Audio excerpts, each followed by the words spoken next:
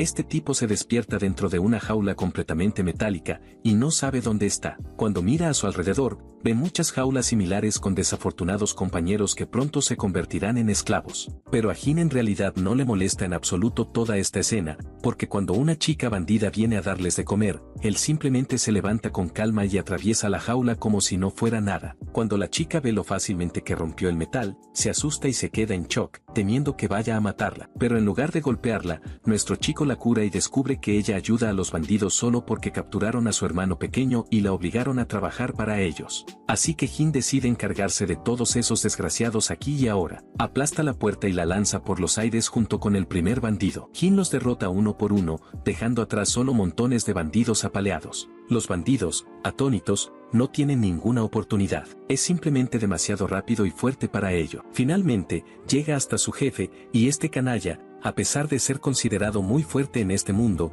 ni siquiera intenta defenderse. Al ver cómo nuestro chico se encarga de los últimos bandidos, solo le suplica que espere y le pregunta qué quiere. El dinero y los esclavos no son un problema, pero nuestro protagonista simplemente acaba con los bandidos restantes y se acerca. El jefe bandido no puede entender qué está pasando, por qué no puede usar sus poderes espirituales y por qué este tipo es tan abrumadoramente fuerte. Jin lo mira como si fuera un insecto patético, y ese desgraciado se da cuenta de que está realmente perdido. Entonces empieza a correr para mostrar su último recurso, una jaula con un monstruo. El jefe bandido está seguro de que ahora sí nuestro chico está acabado, pero cuando el monstruo se lanza hacia adelante, Jin bloquea fácilmente su ataque. Ahora este canalla está verdaderamente impactado. Nunca ha visto a un humano bloquear un golpe directo de un monstruo con las manos desnudas. Resulta que Jin tiene una constitución sobrehumana, y eso no es todo. Luego desata su poder divino y simplemente aniquila al monstruo con un rayo de energía, y cuando termina, se da la vuelta hacia ese desgraciado para darle una buena paliza por lo que hizo a todas esas pobres almas. Pero ¿por qué es Jin tan fuerte? ¿Y cómo obtuvo este poder? Bueno, todo comenzó hace 100 millones de años. Una catástrofe masiva descendió sobre el planeta Tierra, aniquilando a toda la población humana en el mundo. La semilla de esta calamidad echó raíces cuando un virus misterioso comenzó a mutar a los animales, transformándolos en monstruos aterradores y de otro mundo que más tarde fueron llamados corruptores. En pocos años, el brote se propagó tan rápidamente que la humanidad perdió el 99% de su población ante la devastación. Los remanentes de la humanidad hicieron todo lo posible por mantener las líneas del frente y contraatacar. Desafortunadamente, pronto se hizo evidente que la guerra convencional era completamente inútil contra estas bestias. Impulsados por la desesperación, los humanos comenzaron a experimentar con su propia especie. De todos los ensayos, Jin Sadu fue el único sujeto de prueba exitoso que mostró resultados reales. Junto a él, los científicos desarrollaron un antivirus compuesto por nanomáquinas diseñadas para restaurar el entorno corrompido del planeta. Armado con sus nuevas e inigualables habilidades, Jin se convirtió en el salvador sobrehumano de este mundo,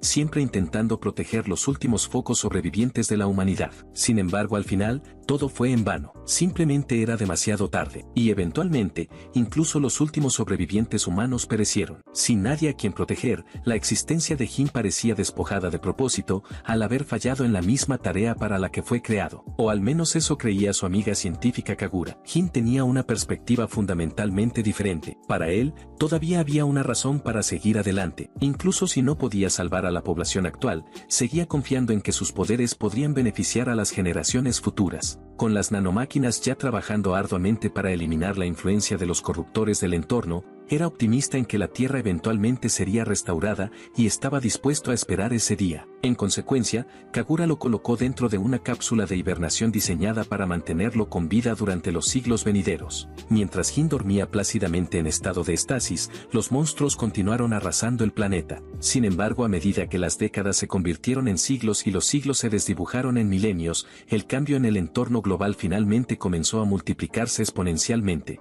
Esas criaturas extraordinariamente mutadas comenzaron a deteriorarse gradualmente, dando paso a nuevas especies que prosperaron. Este ciclo de evolución continuó durante 100 millones de años, llevándonos finalmente a una escena donde un trío de seres humanoides recién evolucionados intenta desesperadamente dejar atrás a un monstruo aterrador. Los sobrevivientes, presas del pánico, tropiezan con una antigua ruina y se apresuran a entrar para ponerse a salvo. La implacable bestia demoníaca irrumpe en las instalaciones tras ellos. Acorralados, sin ningún lugar al que huir, el trío está prácticamente listo para convertirse en la cena del monstruo. En un último ruego desesperado, la chica del grupo grita pidiendo ayuda, rezando para que el dios guardián de su aldea los rescate. Milagrosamente, sus palabras son escuchadas, provocando el despertar de nuestro chico, que había estado durmiendo en la cápsula justo detrás de ellos durante 100 millones de años. El antiguo humano desata un rayo de energía, pulverizando al monstruo en el acto. El trío confundido no tiene ni idea de qué demonios acaba de pasar, y la situación se vuelve aún más extraña cuando un hombre aparece de la nada. Lo primero que hace este tipo es buscar su traje,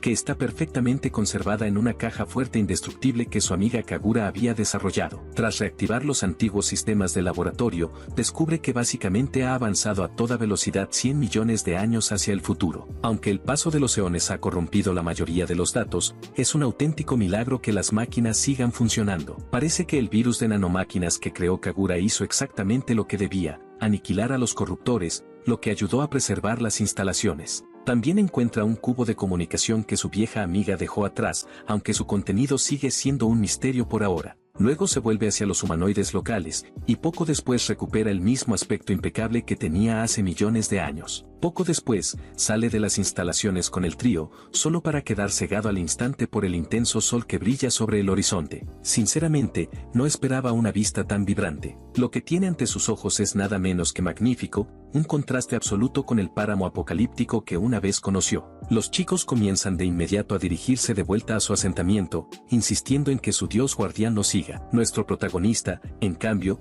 está demasiado concentrado intentando averiguar con qué tipo de especie está tratando. Después de todo, la humanidad técnicamente debería ser combustible fósil a estas alturas. Estos humanoides con rasgos animales distintivos deben ser el resultado de millones de años de evolución combinados con la interferencia continua de las nanomáquinas. Además están hablando exactamente el mismo idioma que usaban los humanos hace eones, lo que implica fuertemente que se originaron a partir de la misma rama evolutiva. Se presenta como Jin Sadu, pidiéndoles que simplemente usen su nombre. A cambio, la chica con orejas de cabra se presenta como Akama Pil. El tipo con aspecto de koala es Danpo, y la chica gato a su lado es Sandy. Akama decide dejar las presentaciones formales para más tarde y comienza a arrastrar a Jin, explicándole que su aldea está a la vuelta de la esquina. Está increíblemente desesperada por llevar a su recién encontrado dios guardián a casa para que pueda defenderlos de los invasores actuales. Trágicamente, cuando llegan, la aldea ya ha sido saqueada y devastada, con varios asentamientos completamente envueltos en llamas. Sandy pierde el control ante la escena catastrófica y corre hacia adelante presa del pánico para encontrar a su madre. Mientras observan la destrucción, Jin se toma un momento para analizar su terrible situación. De inmediato nota lo endebles que son las fortificaciones del pueblo. Tanto las murallas como las casas están construidas con simple madera. Este detalle por sí solo deja claro que esta nueva civilización está tecnológicamente muy por detrás de la era humana que él recuerda. Adentrándose más en la aldea, Jin ve a una mujer luchando contra un monstruo extraño. Con solo una mirada, es evidente que apenas puede resistir. No tarda en darse cuenta de que la criatura a la que se enfrenta es idéntica a los corruptores de hace millones de años. Además, los corruptores supervivientes no son lo único inusual aquí.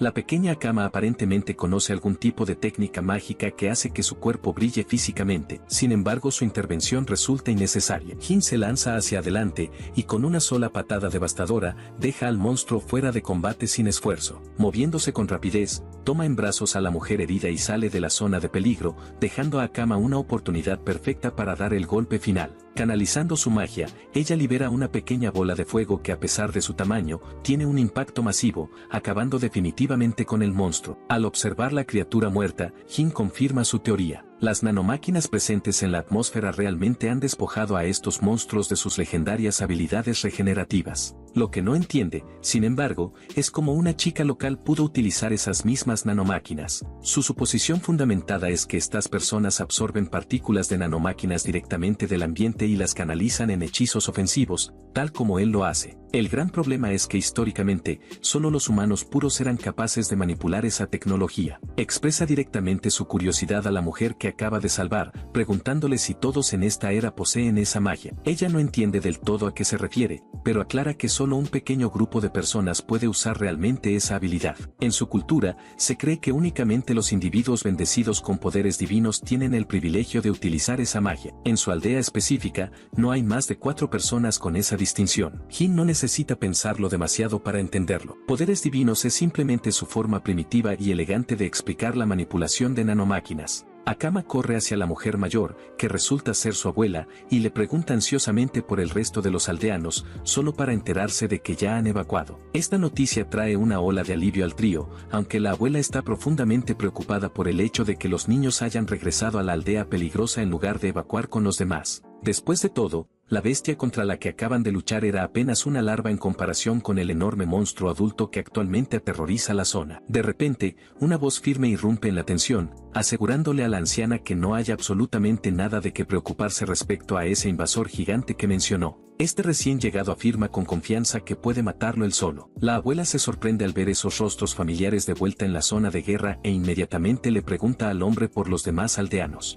El guerrero de cabello azul confirma que el resto de los civiles ya llegó sano y salvo al refugio. Resulta que el hombre mayor que acompaña a este guerrero es, en realidad, el padre de Akama. Ambos comparten un reencuentro emotivo. Naturalmente, él exige saber a dónde se fue ella. La chica admite sinceramente que fue directamente hacia la puerta sellada, para total shock de la abuela. La anciana se enfurece al saber que Akama se aventuró en ese territorio maldito. Según la leyenda local, el dominio más allá de esa puerta pertenece exclusivamente al dios guardián de la aldea. Akama explica que se sintió completamente amenazada por la invasión del monstruo y que simplemente fue a buscar la ayuda de la deidad. Y señala con orgullo que el mismísimo dios de sus leyendas está parado justo a su lado. Como es de esperar, la abuela se muestra muy escéptica, negándose rotundamente a reconocer a este joven desconocido como su protector divino. Peor aún, basándose en su apariencia, asumen que nuestro protagonista pertenece a una especie inferior, lo que hace que otorgarle un título tan sagrado resulte completamente ridículo. Interviniendo, la pequeña Sandy intenta convencer a su hermano de cabello azul de que Jin es auténtico. En respuesta, su hermano claramente prejuicioso, descarta rápidamente sus afirmaciones, señalando específicamente las orejas humanas ordinarias de Jin. En su sociedad, cualquiera que no posea rasgos animales distintivos es clasificado como un ser inferior. Desde su perspectiva, su hermanita simplemente está bajo un enorme malentendido ingenuo. Aún así la niña se mantiene firme, revelando con orgullo que este hombre derrotó fácilmente al invasor que los perseguía. Sin impresionarse, su hermano responde con arrogancia que él podría derrotar a un invasor con la misma facilidad. Dirigiendo ahora su atención hacia nuestro héroe, que ya luce completamente agotado de toda esta tontería injustificada, el guerrero de cabello azul amenaza al intruso, ordenándole que abandone la aldea inmediatamente, ya que no tienen espacio para albergar a alguien de sangre inferior. El charlatán pasa de largo junto a Jin sin dejar de hablar. Está tan absurdamente lleno de sí mismo que asume voluntariamente la tarea suicida de matar al invasor gigante él solo. Por cierto, este arrogante de cabello azul se llama Sars. La abuela se muestra visiblemente angustiada por la imprudente decisión impulsiva que Sars acaba de tomar. Luego vuelve su atención hacia Jin. Aunque todavía no le importa demasiado quién sea realmente, admite que sería increíblemente grosero no expresar su sincero agradecimiento por haberle salvado la vida. Tras darle las gracias, le pide un último favor, que ayude a escoltar a los niños de regreso al refugio mientras ella va a asegurarse de que Sars no termine perdiendo la vida por pura arrogancia. Como era de esperarse, nuestro chico se niega rotundamente. Han cuestionado directamente su orgullo, y definitivamente no va a quedarse ahí parado mientras lo pisotean. Decide que se asegurará de que entiendan que no es un simple espectador inútil, y mucho menos una especie inferior. La escena cambia al lago cercano, donde actualmente se encuentra el grotesco y gigantesco monstruo. Sars ya ha llegado al lugar, y ni siquiera se inmuta antes de adoptar una postura de combate. Con su lanza y su cuerpo cargados de un trueno chispeante al estilo de Zeus, se lanza a una carrera relámpago hacia la bestia. En un intento de contraatacar, la vil criatura literalmente usa a sus propias crías como proyectiles. Por suerte, estas larvas viscosas y sin desarrollar son blancos fáciles para la lanza electrificada de Sars. Con el camino despejado, aprovecha la apertura y salta alto en el aire para asestar un corte devastador directamente en el rostro del monstruo. La criatura lanza un chillido desgarrador de puro dolor. Pero, por supuesto, todos sabemos que no podía ser tan fácil, y efectivamente no lo es. Para desesperación total de Sars, la profunda herida abierta comienza a regenerarse de inmediato. El shock repentino paraliza al guerrero de cabello azul, dejándolo completamente expuesto a un contraataque letal que no tiene tiempo de esquivar. Tal como se esperaba, Jin interviene en el último segundo, bloqueando sin esfuerzo el golpe masivo como si no fuera nada. Sars, el antes arrogante e inquebrantable necio, recibe un brutal golpe de realidad. Y esto apenas está comenzando. El monstruo salta hacia atrás para lanzar otro ataque con el doble de fuerza, pero nuestro protagonista ni siquiera le da la oportunidad de mover un músculo. Con un simple chasquido de dedos, Jin perfora limpiamente la carne del monstruo, abriendo un agujero a través de su cuerpo. El engreído Sars solo puede observar el espectáculo en absoluto silencio. Poco después, el resto del grupo llega corriendo a la orilla del lago. Apenas han recuperado el aliento de la frenética carrera cuando vuelven a quedarse boquiabiertos al ver a Jin bloquear al colosal monstruo con una sola mano, mientras la criatura sigue intentando aplastarlo con toda su fuerza. Jin empieza a aburrirse del intercambio. Decidiendo terminar esto de una vez, agarra a Sars por la cintura y salta fuera del alcance. Cuando la cámara se aleja, vemos al gigantesco monstruo completamente atravesado por la energía de Jin. Sars protesta frenéticamente, argumentando que los ataques llamativos no sirven de nada si el monstruo puede regenerarse infinitamente. Afortunadamente, Jin ya había tenido en cuenta esa variable. Aquí es donde las nanomáquinas entran en juego, neutralizando activamente la regeneración celular del monstruo. El daño que Sars infligió antes fue considerable, pero el corte era demasiado superficial para sobrecargar el factor de curación de la criatura. A estas alturas, Sars está prácticamente sufriendo un colapso mental, intentando procesar la posibilidad de que este supuesto inferior pueda ser realmente su dios guardián. Con humor, Jin niega rápidamente tener raíces divinas que lo califiquen para un título tan grandilocuente. Lo que sí sabe con certeza es que la razón de su existencia es proteger a las personas del futuro y exterminar a los monstruos que tiene enfrente. Enfurecido,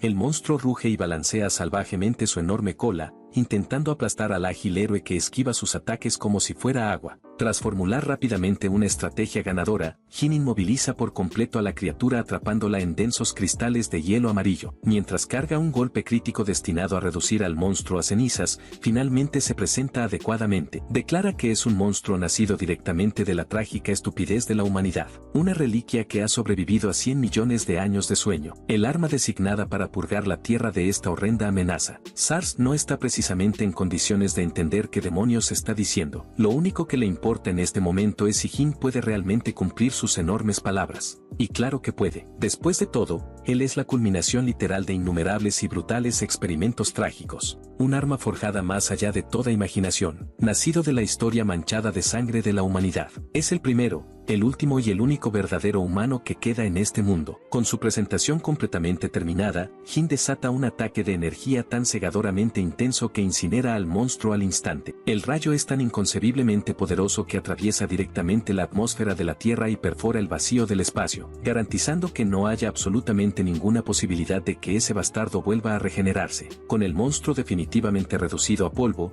Sars pierde por completo el habla. Su arrogancia inflada acaba de ser aplastada sin piedad frente a sus propios ojos. Mientras tanto, sin que el grupo lo note, alguien parece estar observando muy de cerca a nuestro chico desde los arbustos. Esta misteriosa mujer había sido enviada originalmente solo para vigilar el nuevo tipo de invasor reportado en el lago. Jamás imaginó que tendría la suerte de presenciar la acción de un monstruo completamente diferente. Desde su perspectiva, ni siquiera la élite de los caballeros sagrados en la capital real se atrevería a enfrentarse sola a una amenaza tan colosal. Y, sin embargo, este joven desconocido lo hizo parecer absurdamente fácil. La espía está tan emocionada que apenas puede contener su entusiasmo mientras se apresura a informar todo lo que acaba de presenciar a su gremio. Más tarde ese mismo día, Jin finalmente escucha el mensaje holográfico milenario que su amiga Kagura le dejó. Su compañero digital comienza reconociendo que para cuando Jin vea el mensaje, habrán pasado millones de años. Debido a este enorme salto temporal, Kagura se pregunta desesperadamente cómo luce la Tierra en el futuro y si el planeta realmente logró sanar.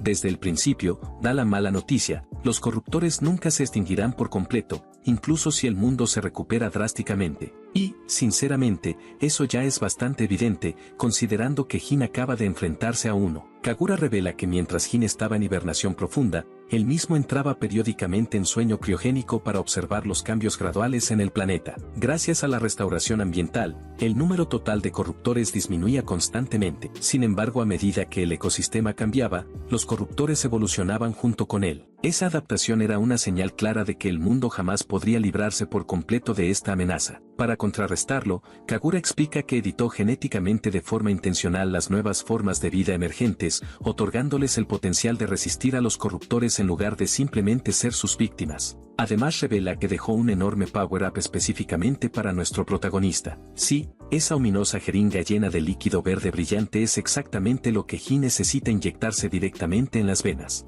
Al hacerlo, el cuerpo de Jin comienza de inmediato a crepitar y a irradiar una energía arcana. El suero le otorga un 100% de compatibilidad con las nanomáquinas. Una vez completada la integración, Jin adquiere la increíble habilidad de generar objetos físicos mediante transformaciones moldeadas por nanomáquinas. Y lo mejor es que esta mejora es solo la punta del iceberg. Su viejo amigo revela que ha escondido potenciadores similares repartidos por todo el mundo. No los almacenó todos en un solo lugar por si los corruptores lograban destruir una instalación y arrasar con todo de una vez. Además, esta especie de búsqueda del tesoro obligará a Jin a viajar por el planeta y contemplar con sus propios ojos la magnificencia del nuevo mundo. Kagura admite que no tiene idea de qué tipo de amenaza representarán los corruptores en esta era lejana, pero está completamente seguro de que el futuro es mucho más brillante que la sombría realidad apocalíptica que dejaron atrás hace eones. A medida que el mensaje avanza, la proyección holográfica muestra cuánto envejeció el pobre científico con el paso del tiempo. Es un momento agridulce cuando Kagura expresa una profunda tristeza por saber que nunca podrá ver con sus propios ojos este hermoso mundo restaurado. Tras pasar oficialmente la antorcha y entregar las responsabilidades del futuro a Jin, el mensaje finalmente llega a su fin. Justo entonces, Akama y el resto del grupo llegan buscándolo activamente a su supuesto dios guardián. Ella y el chico koala, Danpo, han venido a arrastrarlo de vuelta a la aldea, ya que todo el asentamiento lo está esperando con ansias. Mientras regresan, los agudos ojos de Jin captan algo familiar, una llave de acceso a una instalación de investigación colgando del cuello de Akama. Intrigado, le pregunta por el colgante y cómo lo consiguió. Akama explica que hace mucho tiempo, una persona increíble le dijo a sus antepasados que lo transmitieran de generación en generación como un amuleto protector. La leyenda decía que si un peligro inminente amenazaba la aldea, esa misma llave invocaría al dios guardián para protegerlos. Al escuchar esto, Jin se conmueve profundamente. Se siente agradecido de que su amigo haya hecho tantos preparativos por él, dejándolo con una enorme sensación de deuda hacia Kagura. De vuelta en el centro de la aldea, ya hay una fiesta en pleno apogeo. Mientras todos están ocupados comiendo y bebiendo sin parar, los niños finalmente llevan a su dios guardián al centro de atención. Sin embargo, el ambiente cambia ligeramente cuando los aldeanos adultos comienzan a murmurar al ver a una criatura de especie inferior. En sus mentes estrechas, simplemente no tiene sentido que un ser biológicamente ordinario ostente el legendario título de dios guardián. Justo cuando empiezan a dudar en voz alta de las capacidades de nuestro chico, Zar se levanta de repente y estalla contra el grupo por atreverse a señalar a su salvador. Incluso reparte algunos golpes bien merecidos. Después de todo, esos hipócritas fueron los mismos cobardes que salieron corriendo en cuanto apareció el peligro. Mientras observan este intercambio caótico, Akama y Danpo prácticamente pueden oler la hipocresía que irradia Sars. La abuela del pueblo da un paso al frente para dirigirse personalmente a Jin. Sintiéndose inmensamente agradecida, intenta expresar su más sincero agradecimiento en nombre de todo el asentamiento. La realidad es que si no fuera por su intervención oportuna, ninguno de ellos estaría allí ahora mismo. La aldea habría sido reducida a cenizas. Fiel a su estilo, nuestro protagonista descarta los halagos con indiferencia, insistiendo en que solo estaba haciendo su trabajo. Aún así sabe que estas personas no lo dejarán ir sin ofrecerle algo a cambio como gesto de buena voluntad. En lugar de pedir riquezas materiales, solicita algo mucho más valioso: información. Jin quiere un informe detallado sobre el estado actual del mundo. Desafortunadamente, un grupo de aldeanos aislados no está precisamente capacitado para responder a una pregunta geopolítica tan compleja. Para obtener las respuestas que busca, le recomiendan encarecidamente visitar la capital real, donde reside el rey de Cosia. Como personas de todos los ámbitos se reúnen allí, es un enorme centro de asuntos globales e información vital. Mencionan que los comerciantes de su propia aldea Kodama viajan con frecuencia a la capital para vender productos especiales hechos con hilo de gusano de seda de madera. Aunque el camino hacia la capital es largo y peligroso, la abuela cree que Jin estará perfectamente bien, ya que obviamente no es una persona común. Incluso le encarga a Akama que sea su guía oficial, sugiriendo que la lleve consigo, ya que ella planeaba viajar a la capital de todos modos. Como Akama es una de las pocas personas capaces de usar poderes divinos, desea inscribirse en la prestigiosa academia dedicada a entrenar usuarios de magia. Jin se sorprende genuinamente al descubrir que todavía existen instituciones educativas formales en esta era. De repente, queda claro que nuestro protagonista ha ganado un admirador muy ruidoso y extremadamente leal. Zar se ofrece con entusiasmo para actuar como guardaespaldas personal del dios guardián durante el viaje. La anciana lo rechaza de inmediato,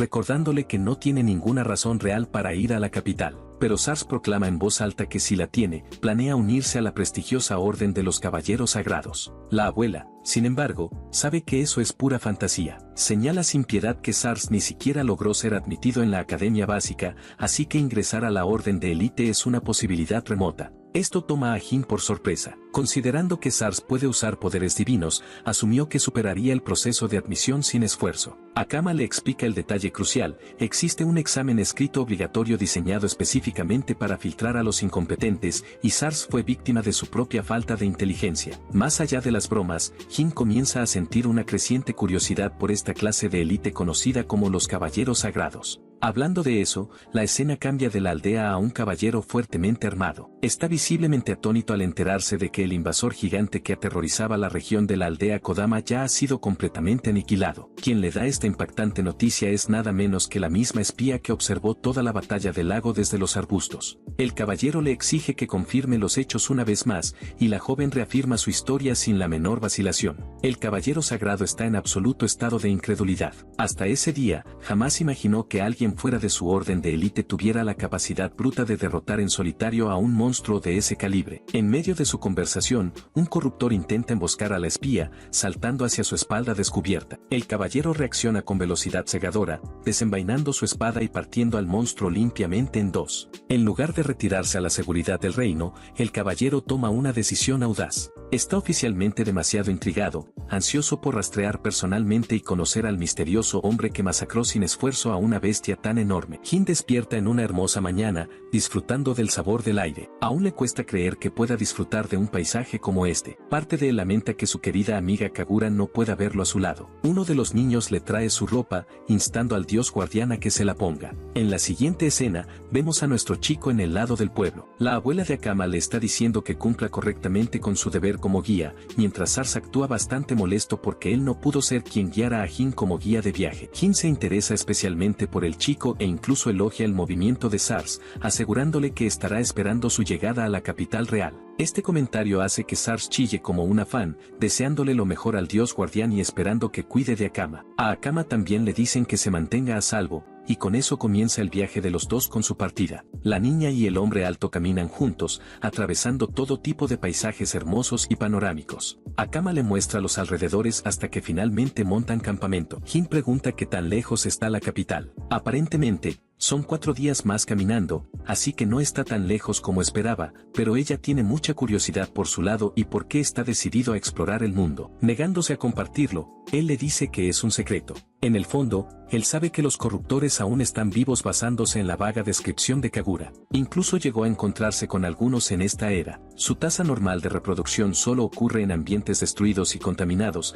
exactamente lo opuesto a este lugar, lo que significa que algo o alguien está causando un cambio entre bastidores que necesita ser investigado. Akama se asusta al verlo poner una expresión tan seria mientras está perdido en sus pensamientos, así que él se disculpa con ella por quedarse contemplando. Jin entiende una cosa: esta era no está totalmente dominada por las criaturas corruptoras. Las señales de supervivencia son claras y están por todas partes. Su primer objetivo principal es investigar a la gente de esta era y luego encargarse de los corruptores. Investigar a los monstruos no es tan difícil, ya que puede hacerlo personalmente cuando quiera. Además de eso, el chico quiere un cambio inmediato y le pide a Akama que deje de llamarlo Dios Guardián. Ella le muestra demasiado respeto incluso entonces, y él tiene que insistirle en que simplemente lo llame Jin. El sonido de un caballo galopando llama la atención de ambos. Un caballero sagrado ha llegado junto con su equipo, pidiendo tener un momento con nuestro dúo. Este tipo parece el típico príncipe encantador, excepto que a Jin no le importa y pregunta por su identidad de todos modos. Procedente de la Orden de los Caballeros Sagrados, el capitán de la 7ª división se presenta como Argus Oulten. El concepto de un caballero sagrado aún es nuevo para nuestro chico, quien se pregunta si estos son los seres interesantes que los aldeanos mencionaron. Entre el equipo de Argus, una caballera llamada Brady tiene un berrinche y le grita al plebeyo por mostrar total ignorancia hacia su líder al negarse a levantarse. Incluso le dice a su capitán que estos dos deben ser los culpables, solo para que Argus le diga que se calme. Karina se queja en el fondo mientras el caballero sagrado se dirige a Jin con más respeto esta vez. Nuestro chico simplemente siente curiosidad por las palabras de Karina de antes, pero el caballero sagrado lo ignora, actuando como si ella solo hubiera sido grosera. Argus luego cambia de tema y pregunta por la identidad del hombre, de dónde viene o hacia dónde se dirige. Akama comparte que pertenecen al pueblo de Kadama y que se dirigen a la capital real. Karina usa esto como confirmación otra vez, actuando con superioridad mientras acusa a los dos de ser de una especie inferior. De hecho, se lanza a toda una exposición pretenciosa, actuando como si tuviera un IQ de 30.000 por revelar a los seres inferiores del pueblo de Kadama. Jin en realidad se queda fascinado por los avances de este mundo cuando escucha que existen registros de nacimiento.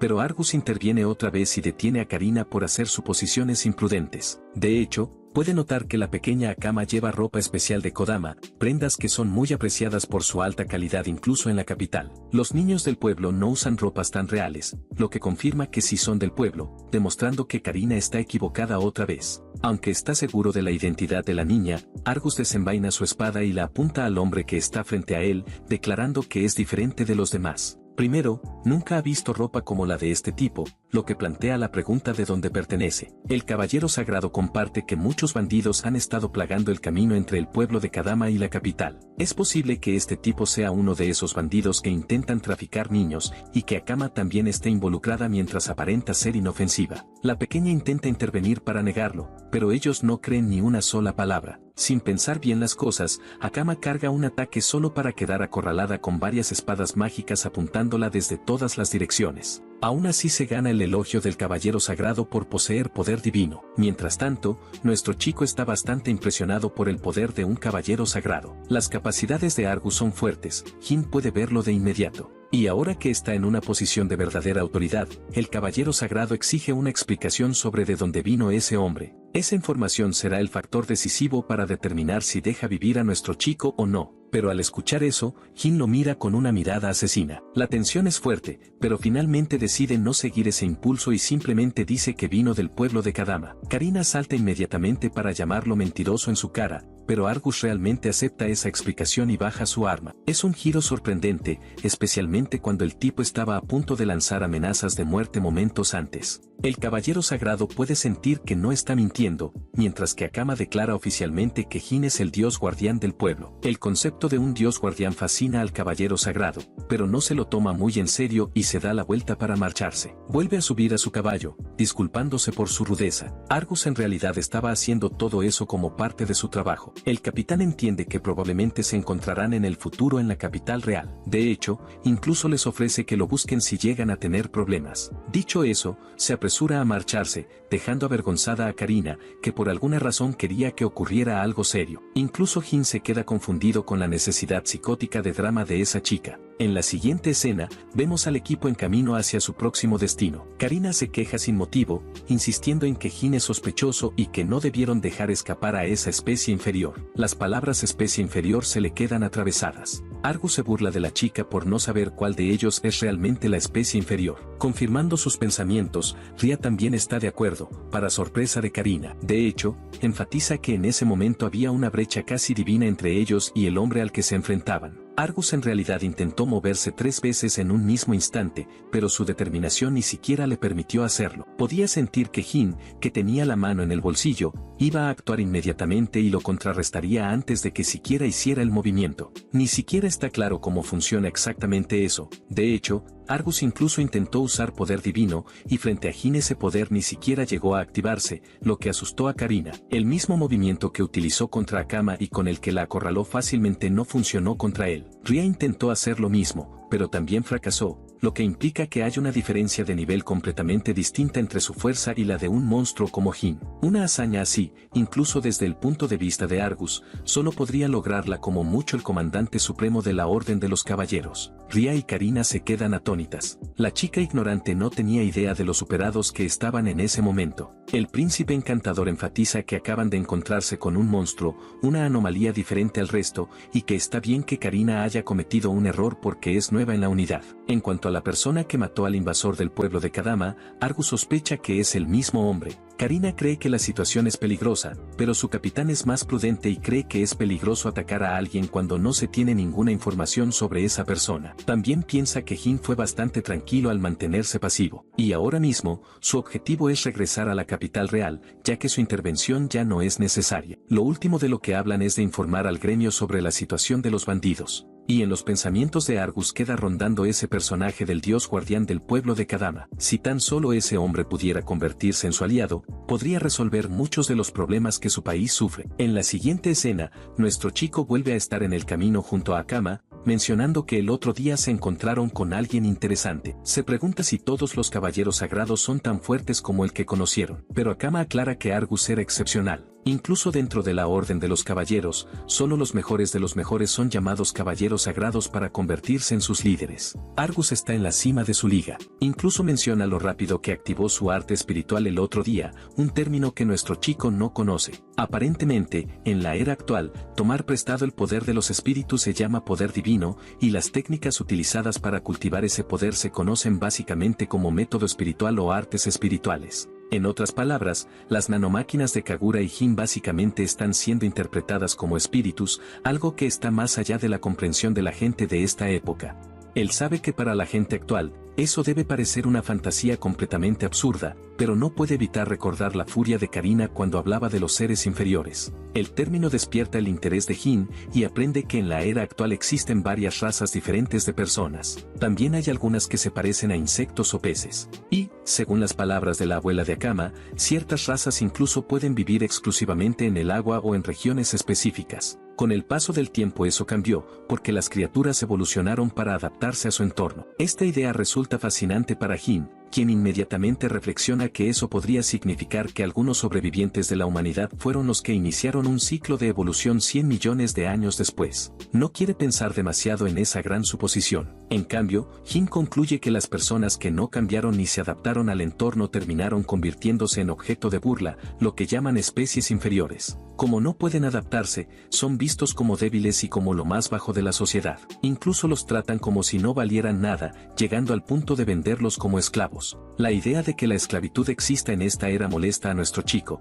pero Akama mantiene firme su opinión. Con una sonrisa, afirma que en realidad casi no hay diferencias entre ellos y las llamadas especies inferiores. No entiende por qué la gente desprecia a otros solo porque son diferentes. Cada persona es extraña a su manera. Al escucharla hablar así, Jin queda impresionado por el carácter de la pequeña. Mientras conversan, alguien aparece frente a ellos, con aspecto agotado y maltratado. Este niño se desploma en el camino, rogando por ayuda. Mientras Akama corre a ayudarlo, Jin observa con atención y se da cuenta de que el chico no tiene rasgos animales, como orejas diferentes, lo que significa que es algún tipo de humano. El niño está cubierto de moretones desde el cuello hasta los pies. Esas heridas no parecen propias de un accidente común. Akama intenta levantarlo mientras Jin activa sus poderes para ayudar a curarlo. Pero, en lugar de agradecerles, el chico deja de fingir inmediatamente y saca una cuchilla, apuntándola al cuello de Akama y amenazando con matarla si Jin se mueve un solo centímetro. La situación resulta muy distinta a lo que nuestro chico imaginaba. Ahora sabe con certeza que todo fue una trampa desde el principio. También escanea su entorno para detectar a los que están cerca. De repente,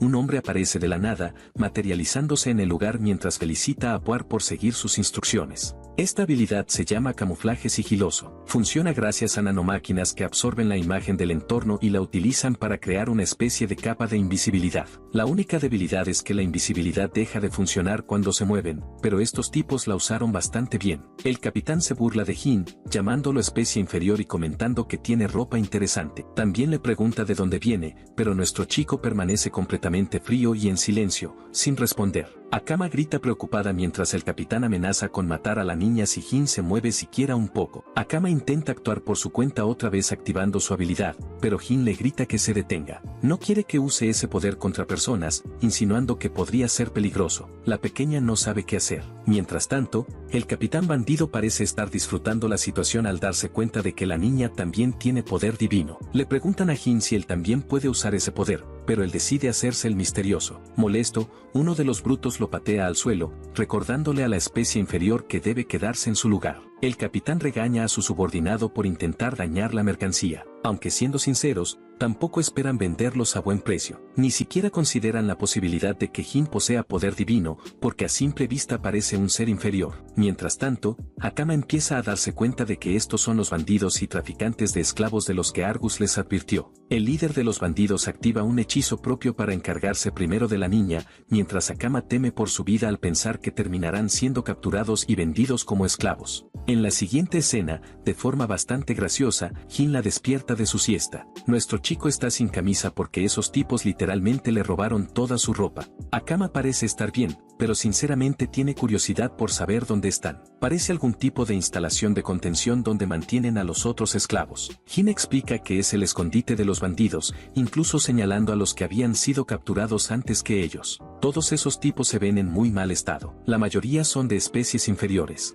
Es una escena bastante sombría, pero curiosamente Akama está más intrigada por saber por qué este tipo tiene las tetas al aire así sin más. Jin explica que le quitaron todo por parecer extraño, pero ella simplemente está asombrada de lo confiado que se muestra este hombre. Al parecer, este aspecto es el que resulta más cómodo para Jin. Pero aparte de eso, lo que más le intriga es por qué no se defendió en ese mismo momento. Con su poder casi divino podría haberlos eliminado de una sola vez. Antes de que pudiera responder, Puar entra en la habitación para llevarles algo de desayuno. Al ver que están despiertos, les ofrece comida. Akama está furiosa, pero a Puar realmente no le importa si la odian o no, ya que nunca tuvo expectativas de ser perdonada. La chica pura está molesta, pero Jin sorprende a la chica de pelo azul al llamarla amable. Esto deja en shock a la supuesta víctima, pero en realidad Jin explica que la gente realmente mala ni siquiera se preocupa por si alguien los odia o por si merecen perdón. El simple hecho de que Puar piense en esas cosas ya es suficiente para concluir que es una buena persona. Mientras tanto,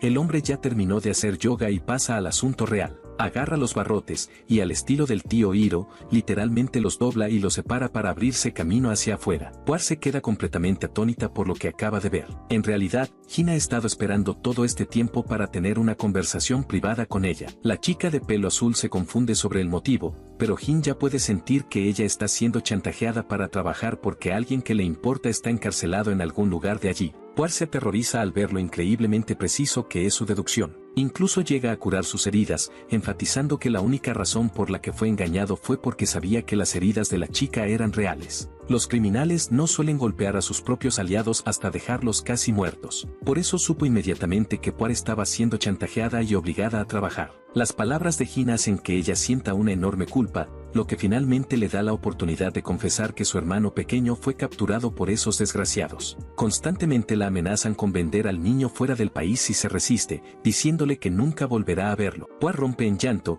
derrumbándose mientras explica que incluso sus padres fueron asesinados por esos bastardos, así que su hermano es lo único que le queda. Solo escuchar su historia hace que este hombre reaccione como nunca antes. Jin entra literalmente en un ataque de rabia, y Akama finalmente entiende por qué se dejó capturar así. Su objetivo siempre ha sido salvar a esta gente, pero también sabe que los villanos son tercos y problemáticos. Incluso dejar escapar a uno solo puede provocar un desastre después, porque pueden reconstruir su poder y volver a causar problemas. En resumen, el tipo quiere aplastar a estas cucarachas de una vez por todas, y empieza pateando brutalmente a uno de estos peludos con una patada por la espalda. Con el camino ahora libre, él tiene la intención de destrozar a estos miserables. Jin conoce la psicología de los villanos mejor que nadie, y lo entendemos cuando volvemos a 100 millones de años en el pasado, cuando la civilización humana había alcanzado su máximo desarrollo tecnológico. En ese momento, el chico estaba derrotado y no tenía nada. Sus primeros pensamientos fueron admirar la justicia en el mundo, pero esa admiración vino acompañada de una segunda y más inquietante realización. Cualquier mundo que necesitara justicia también estaba lleno de una abrumadora cantidad de gente mala, personas que querían cazarlo. Por ejemplo, vivir una vida ordinaria es algo digno de valorar,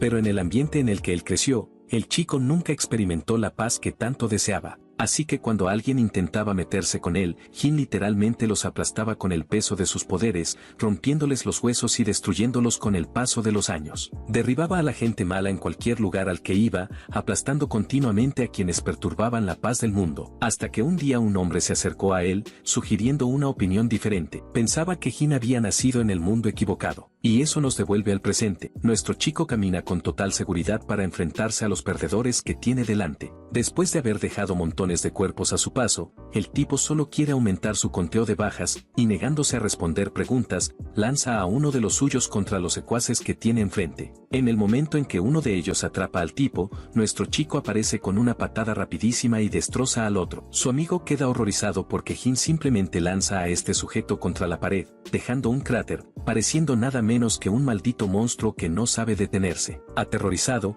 el hombre intenta huir, pero es inútil. Solo sus gritos agonizantes llegan a los cautivos del nivel inferior. Tú puedes sentir que ese grito proviene de los demás. Empieza a preguntarse seriamente quién demonios es Jin. Akama revela casualmente que este tipo es prácticamente un dios viviente y que no tiene nada de qué preocuparse, porque él se encargará de todo por sí mismo. Ahora mismo necesitan seguir sus instrucciones y salir afuera, pero aún así resulta aterrador para Pu creer que están a punto de ser salvados. El líder de los bandidos no es precisamente fácil de vencer, incluso aunque posea talento para una poderosa magia divina. En una batalla de fuerza bruta, es difícil imaginar que alguien pueda derrotar a ese tipo. Pero mientras Puar piensa en esas ideas inútiles, nuestro chico ya tiene al sujeto temblando de rodillas. El jefe le ruega a Jin que se detenga, ofreciéndole montones de dinero e incluso añadiendo esclavos a la oferta. Por cierto, el hermano de Puar está retenido en esta habitación. Jin se siente disgustado ante la mera sugerencia de que le ofrezcan esclavos. Mata a otro tipo delante del jefe mientras el líder de los bandidos se pregunta qué demonios está pasando. Ni siquiera sus artes espirituales parecen activarse frente a los divinos abdominales de este hombre,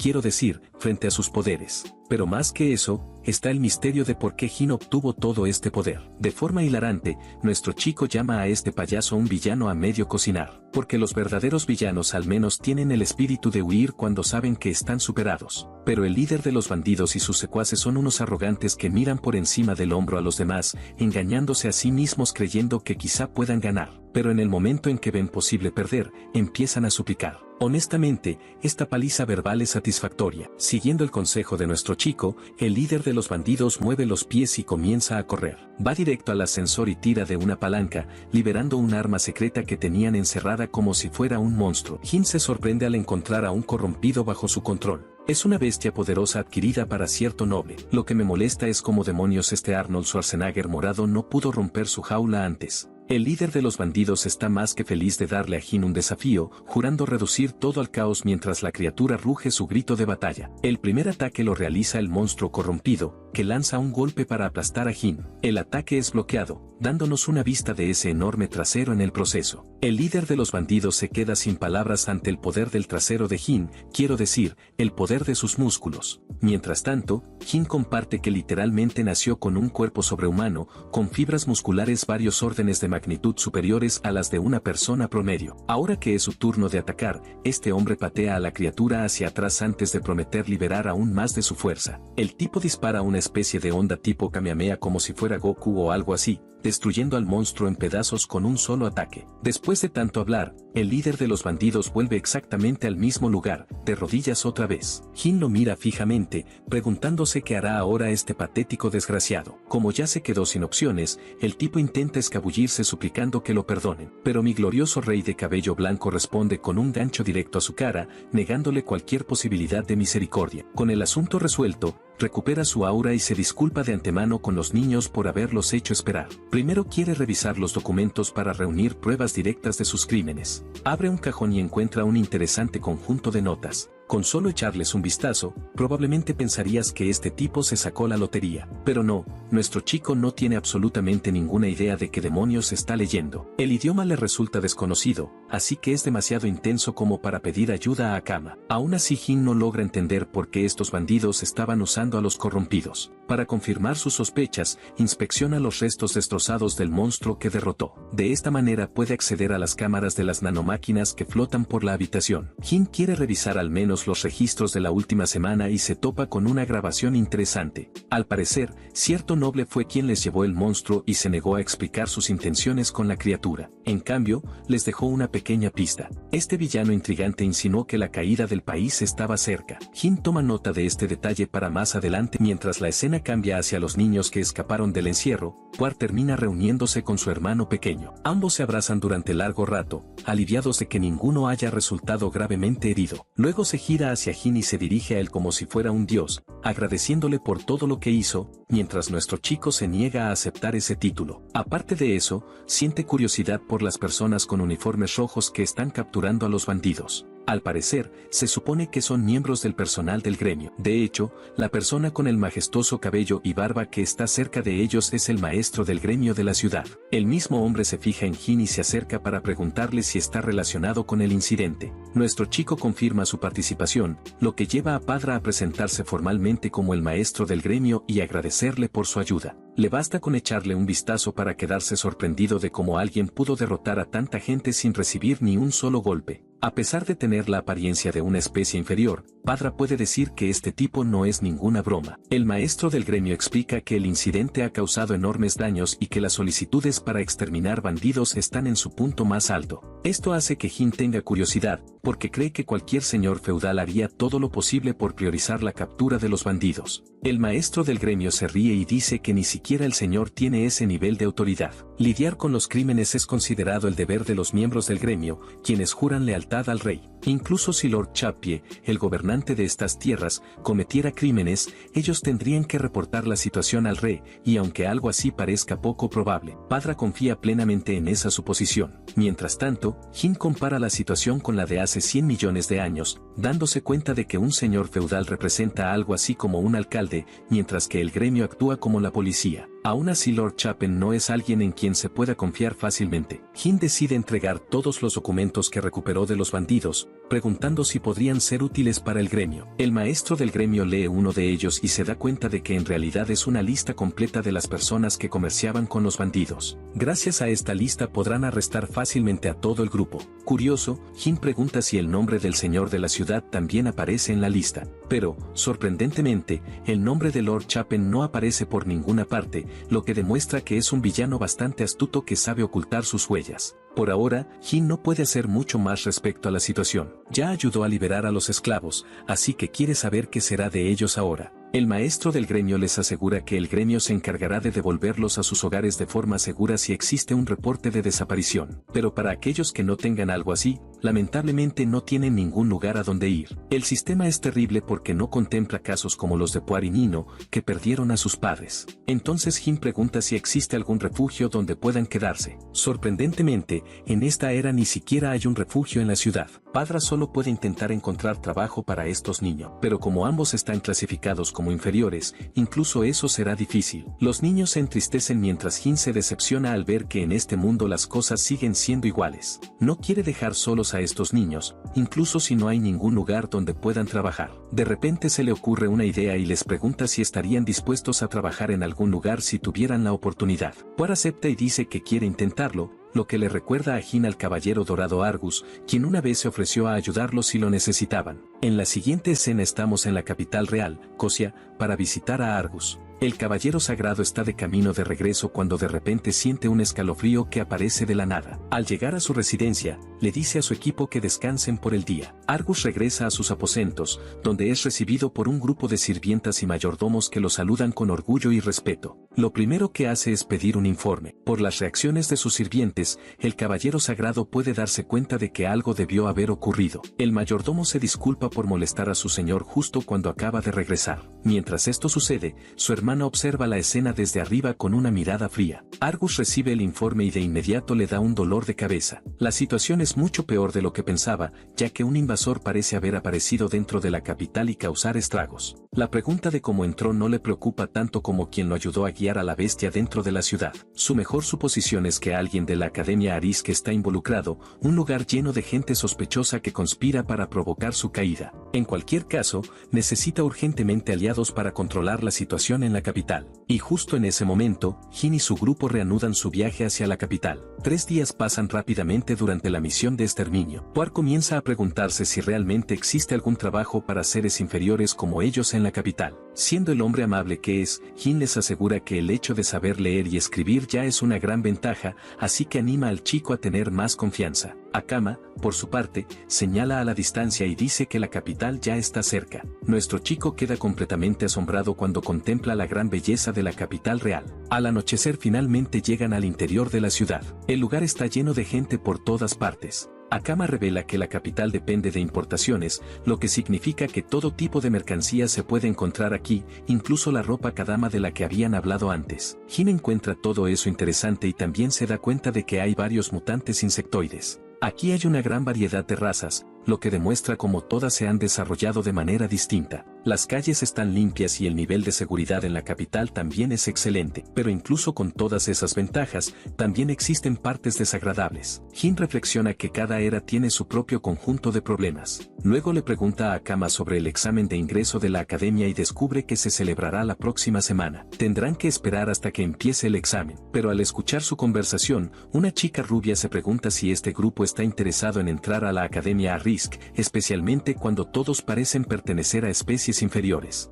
La escena cambia al hotel, donde Akama y Nino se lanzan sobre las cómodas camas. Finalmente pueden dormir en un lugar adecuado. Como el objetivo inicial de Jin de llegar a la capital ya se cumplió, ahora se pregunta qué debería hacer a continuación, porque aunque este sea un nuevo mundo, todavía necesita encontrar una forma de ganar dinero para sobrevivir. Por cierto, recibió una buena suma de dinero por el exterminio de los bandidos, pero sabe que no le durará para siempre, especialmente teniendo que mantener a los 4. Además está el problema de encontrar trabajo para estos niños, y una solución inmediata sería reunirse con Argus. Sin embargo, ahora mismo no saben nada sobre su paradero ni sobre qué conexiones podrían llevarlos hasta él. Jin considera varias opciones y decide priorizar primero la investigación sobre los corrompidos. Sabe que en esta era hay personas que intentan explotar a estos monstruos para sus propios objetivos. Los corrompidos son por naturaleza seres extremadamente peligrosos, por lo que no pueden dejarse sin vigilancia. Esta vez se niega a permitir que los seres vivos enfrenten otra aniquilación total. De todos modos, le pregunta casualmente a Akama qué hacen las personas de este país cuando necesitan investigar algo. Al parecer, leen libros sobre el tema o consultan a alguien con conocimiento. Los libros en sí son bastante caros. Incluso en la aldea tenían que leerlos juntos para poder permitírselos. Al mismo tiempo, la capital real cuenta con una biblioteca espectacular, lo que hace que investigar sea mucho más fácil. A Jin le gusta esa idea porque ahora puede usar esa biblioteca a su favor y buscar pistas sobre el laboratorio que Kagura dejó atrás. En la siguiente escena, nuestro chico está en el mostrador de recepción, pero la chica lo rechaza abiertamente cuando intenta usar las instalaciones. Como los libros son considerados propiedad sagrada de la nación, no permiten la entrada libre a cualquiera. Solo los estudiantes de una academia reconocida o los nobles pueden usar un lugar así, complicando una vez más la situación para nuestro protagonista. Akama le recuerda de forma hilarante que Jin ni siquiera puede leer bien en su estado actual, aunque está intentando aprender las letras. Le tomará un tiempo dominar completamente el idioma. Nuestro chico se rasca la cabeza como si tuviera que prepararse para un examen, mientras dos hombres con capa los espían en secreto como parte de su misión. Se acercan para confrontar a Jin supuestamente para una simple charla, pero en realidad la conversación comienza con un golpe violento. Nuestro chico atrapa su puño por reflejo inmediatamente y se burla del hombre por tener unos modales tan educados para presentarse. Tanto por la seguridad de la ciudad, cuando la gente anda atacando así, pero el tipo sigue siendo arrogante y Jin desvía su puño hacia arriba, redirigiendo una poderosa explosión mágica. El luchador lo elogia por tener instintos agudos, mientras Puar no puede creer que estos tipos estén usando poder divino en medio de una zona civil. Nuestro chico quiere saber qué pasa con estos idiotas y rápidamente se da cuenta de que alguien ha puesto precio a su cabeza, aunque eso en realidad le favorece. Incluso cuando estos matones amenazan al grupo de Jin para que se larguen de la capital si no quieren meterse en problemas, él no se mueve de su sitio e invita al tipo a intentar atacarlo otra vez, solo para atraparle el puño y estrellarlo literalmente contra el suelo duro. Después de darle una dosis de realidad a uno de ellos, se gira hacia el otro, que dispara una explosión mágica directamente hacia él. Jin se niega a esquivarla y bloquea el ataque ardiente de frente, haciendo que el tipo crea que realmente le causó un gran daño. Pero entre el humo emerge una mano que rápidamente lo agarra y lo levanta como si no pesara nada. Adoptando un tono serio, Jin se burla de ellos por ser patéticamente débiles mientras intentan desafiarlo, si es que siquiera tienen la voluntad de hacerlo. Mientras tanto, su víctima se pregunta cómo demonios una especie de bajo nivel puede tener tanta fuerza. De repente, una orden nocturna detiene la pelea. Es Karina, que está molesta por tener que interrumpir su día libre por este problema. A la chica ni siquiera le importan los atacantes que intentaron agredir a Jin. Solo quiere arrestar tanto a Akama como a nuestro chico por el escándalo, lo cual, para sorpresa de Jin, termina causando una escena que atrae la atención de alguien relacionado con Argus, aunque en ese momento ella esté gritándole en la cara. Después de detener la pelea callejera, Karina ve a Jin y se emociona inmediatamente porque cree que por fin ha atrapado a la especie inferior Jin causando problemas en la ciudad otra vez. Está a punto de empezar a regañarlo, pero una espectadora demi-humana que estaba cerca se acerca y admite que vio todo lo que pasó. La espectadora explica que en realidad Jin fue quien recibió el primer ataque y que solo se estaba defendiendo durante la pelea. Cuando Karina revisa los rostros de los atacantes, se da cuenta rápidamente de que son los mismos estudiantes problemáticos de la Academia Risk que suelen causar problemas. En silencio espera que la hermana menor del Capitán Sagrado no esté involucrada otra vez en este lío. Jin le pregunta a Karina si está de patrulla y le señala que pensaba que normalmente los miembros del gremio se encargaban de ese tipo de asuntos en la ciudad. Karina responde que simplemente estaba cumpliendo con su responsabilidad nocturna de mantener el orden mientras iba camino a visitar un café cercano. Ahora que ha visto personalmente a Jin derrotar con facilidad a varios estudiantes fuertes de la academia, Karina empieza a pensar que las sospechas anteriores de su capitán sobre este supuesto humano inferior podrían ser correctas. Luego intenta retirarse y le pide a Jin que evite meterse en problemas otra vez, pero Jin no la deja ir tan fácilmente y aprovecha la oportunidad para pedirle que lo escolte para poder reunirse con su capitán Argus. Cuando el antiguo humano finalmente consigue una audiencia con el capitán Argus de la séptima división, va directo al punto y le pide que los contrate, recordándole que él mismo había ofrecido su ayuda anteriormente. Cuando Argus pregunta por los niños que vinieron con él, Jin explica que terminó enfrentándose a los bandidos que Argus estaba buscando y logró capturarlos antes de entregarlos al gremio. Argus se pone nervioso porque le cuesta creer que alguien con apariencia de especie inferior haya logrado todo eso tan rápido. Jin continúa explicando que trajo con él a Nino y a su hermana mayor Puar porque no tenían a nadie más en quien apoyarse y la gente los trataría mal por ser considerados especies inferiores. Por eso Jin le pide al capitán si podría conseguirles algún tipo de trabajo. El capitán Argus le recuerda al antiguo humano que no tiene ninguna obligación con ellos, pero Jin responde que está dispuesto a responsabilizarse de los niños, ya que él fue quien los salvó. Argus encuentra interesante ese razonamiento mientras los niños miran a su salvador con expresiones llenas de esperanza. El capitán entonces tiene una idea y decide usar a los niños como una pieza de negociación. Con calma le dice a Jin que permitirá que los niños se queden en su residencia y trabajen allí solo si Jin acepta trabajar como profesor en la academia. Jin acepta la condición sin pensarlo demasiado y poco después los niños son cambiados a uniformes de sirvientes. Puar agradece sinceramente al capitán mientras este ordena a las otras sirvientas que los eduquen adecuadamente y se aseguren de que no sufran ningún tipo de discriminación. Mientras Jin se aleja junto a Argus, le pregunta al capitán cuál es el verdadero truco detrás de trabajar como instructor. Argus explica que aunque no sabe exactamente de dónde viene Jin, sus instintos le dicen que es una persona confiable. El capitán entonces va directo al punto y le dice a Jin que quiere que se infiltre en la Academia Risk. Jin se pone serio y pide una explicación adecuada, y Argus comienza a describir la actual lucha de poder dentro de la capital. Según él, varias facciones están atrapadas en una silenciosa guerra fría por el control del trono,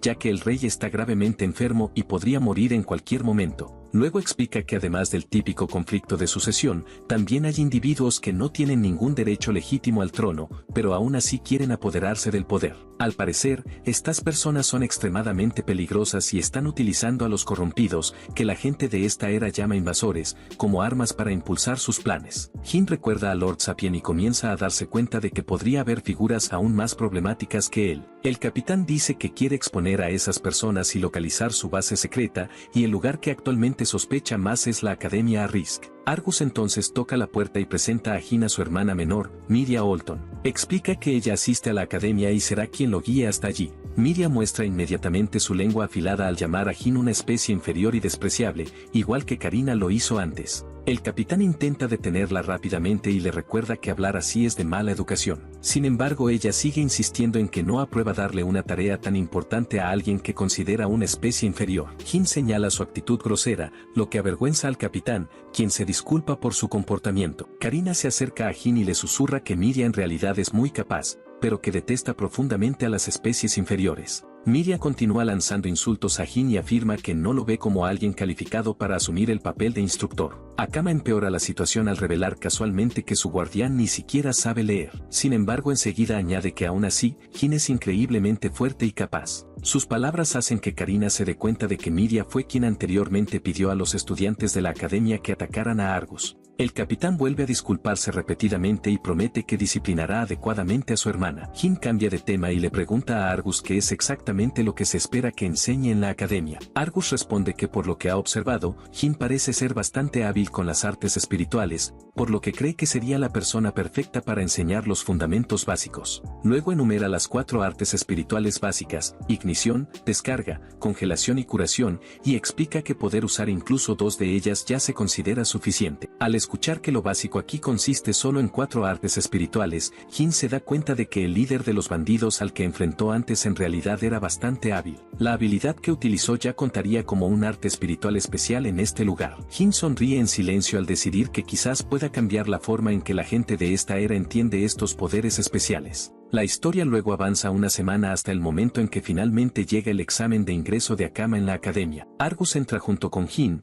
ya que quiere que él se haga responsable de las funciones de instructor este año. Al parecer, cada año una división de la Orden Nocturna debe ocupar ese puesto, y esta vez le toca a la 7ª división. Mientras Jin camina silenciosamente detrás de ellos, el hombre gordo llamado Orman no deja de mirarlo todo el tiempo. Finalmente llegan a la oficina de la directora y Argus la saluda respetuosamente. La directora sonríe al ver que su antiguo alumno ha tenido tanto éxito en la Orden Nocturna. Luego menciona las luchas entre facciones que ocurren dentro del país y de repente comienza a criticar a Jin, diciéndole al capitán que no debería tomarse la academia tan a la ligera como para enviar a una especie inferior a encargarse de un papel tan importante. El capitán insiste firmemente en que Jin es más capaz que cualquier otra persona de su división. Cuando el delgado noble parecido a una rata llamado Lord Hita nota que la directora parece dispuesta a aceptar a Jin como instructor, rápidamente se opone a la idea.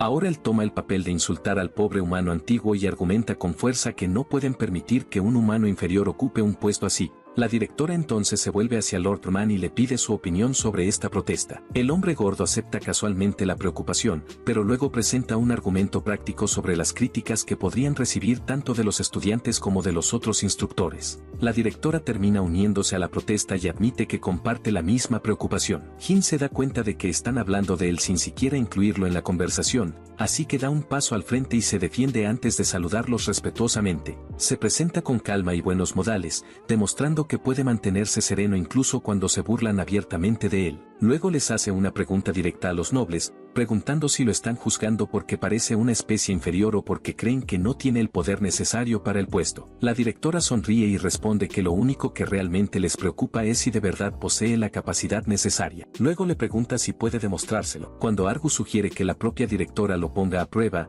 ella acepta y rápidamente se organiza un combate de práctica en el campo de entrenamiento de artes espirituales de la Academia Risk. El astuto y delgado ratón es quien da un paso adelante para enfrentarse a Jin, riendo mientras dice que al menos Jin no se avergonzará demasiado, ya que hoy solo hay unos pocos estudiantes alrededor. La directora entonces explica las reglas y deja claro que solo pueden luchar usando artes espirituales, porque eso es precisamente lo que espera que el nuevo tutor enseñe en la academia. Algunos estudiantes se reúnen para observar el combate, incluida Miria, que se encuentra entre los espectadores. Ella está emocionada porque es la primera vez que verá al delgado ratón pelear personalmente. Jin ya entiende cómo terminará esto, pero aún así suelta un pequeño suspiro y permite que el instituto vea su poder por sí mismo. Argus, sin embargo, comienza a sentirse inquieto. Es la primera vez que verá luchar frente a otros a la persona que recomendó, y teme que Jin termine haciéndolo quedar en ridículo delante de todos. Lord Ga, por otro lado, parece extremadamente emocionado y ansioso por terminar el combate rápidamente. Mientras intenta poner a Jin en su lugar,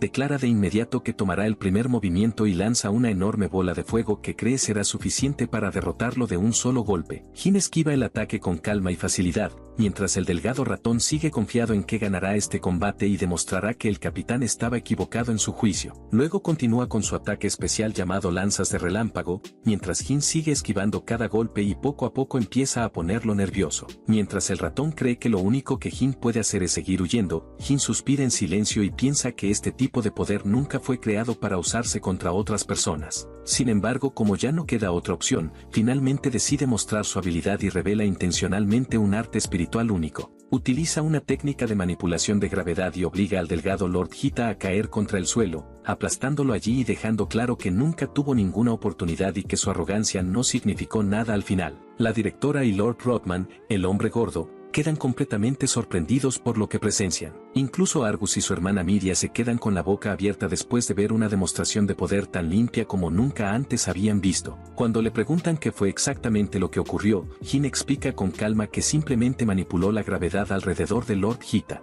Al escuchar que nadie había visto algo así antes, Jin sonríe en silencio al darse cuenta de cuánto tienen todavía que aprender tanto los estudiantes como los instructores de la academia. Lord Hita aprieta los dientes con frustración mientras yace tirado en el suelo con una expresión miserable. Por pura lástima hacia el viejo arrugado, nuestro héroe finalmente libera la presión de gravedad que lo mantenía inmovilizado. Ga sufre un ataque de ira y grita que una técnica espiritual como esa ni siquiera debería existir. Insiste en que el inferior debe estar usando algún truco ilegal. Nuestro chico permanece de pie en silencio y soporta los insultos con total calma. Mientras el tipo grita en su cara como si fuera un Karen, la directora observa el intercambio y toma su decisión con serenidad. Los estudiantes alrededor también están impresionados. Miria, en particular, no puede entender cómo controla tanta energía divina, ya que normalmente los inferiores apenas poseen algo de ella. Su curiosidad aumenta y decide descubrir quién es realmente Jin. La escena cambia a la ceremonia de bienvenida una semana después. Allí la directora anuncia que la Academia Arisk fue fundada para entrenar guerreros capaces de eliminar las amenazas invasoras. Cualquiera demasiado débil para seguir el ritmo no tiene lugar dentro de sus muros. Sin embargo, quienes tengan éxito prácticamente tienen garantizado un futuro lleno de estatus e influencia. Observando desde arriba,